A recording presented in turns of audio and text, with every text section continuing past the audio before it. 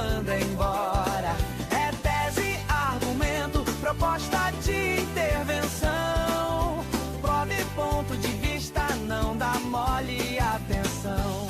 O principal elemento da uberização é você ser um trabalhador sob demanda.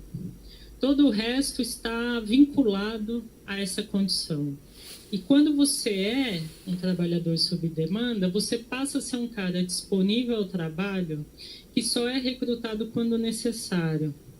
E junto com isso vem o que está nesse PL aqui, e já estava no PL da Tabata Amaral, que falava em regime de trabalho sob demanda, e dava nome aos bois, chegando o PL da Tabata Amaral, né? Que é o quê? Você remunerar o trabalhador efetivamente pelo que a Tabata Amaral chamava de tempo efetivo de produção, né? Isso quando o Estado legalizar isso, ele já legalizou com o trabalho intermitente, na verdade, né? Mas ainda tem alguns entraves, agora a coisa gira mais livre aqui, né? Quando você legaliza isso, você reduziu o trabalhador a pura força de trabalho. Ele não tem mais garantia nenhuma sobre remuneração, passei 15 minutos, concluo, sobre remuneração, sobre ganhos diários, né? E ele passa a arcar, né, com o que o Marx chamava dos poros do trabalho. É o quê? Quando eu pago você por uma jornada, não interessa a você se você produziu, se você não produziu, se você foi no banheiro, se você trocou de uniforme, não interessa, isso é jornada de trabalho, você ganha por aquele tempo de trabalho.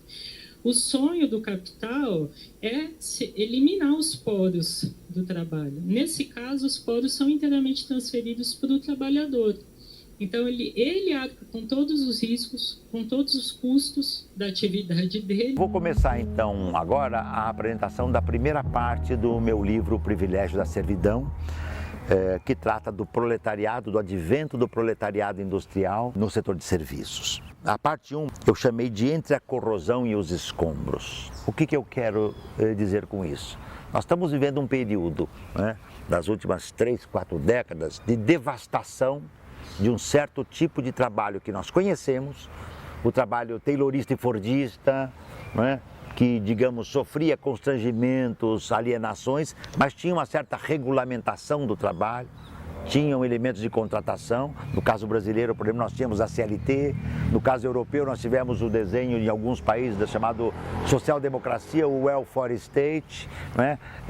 Em outros países tivemos direitos conquistados, direitos esses que talvez pudessem ser simbolizados com a greve no final do século XIX, né, dos operários norte-americanos lutando pela jornada de 8 horas de trabalho, né, que originou, inclusive, o Dia Histórico dos Trabalhadores, o 1º de maio, que, aliás, só não é comemorado nos Estados Unidos, né, que mostra que esse império é um pouco estranho, né.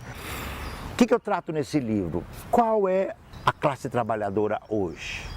Então, por exemplo, né, para entendermos isso, nós temos que primeiro acompanhar o processo de precarização estrutural do trabalho que se acentuou ao longo dessas últimas décadas. Eu tratei, de algum modo até pioneiro, esses temas no Adeus ao Trabalho, que é uma pergunta, e nos Sentidos do Trabalho.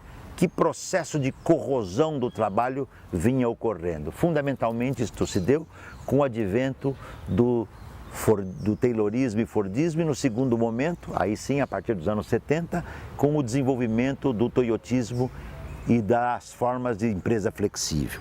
Isto gerou um outro tipo de trabalho, de tal modo que, para que todos possam entender, se o Chaplin fosse filmar os seus tempos modernos hoje, provavelmente ele não começaria numa fábrica daquele tipo, mas ele começaria talvez numa fábrica de digitais, de celulares.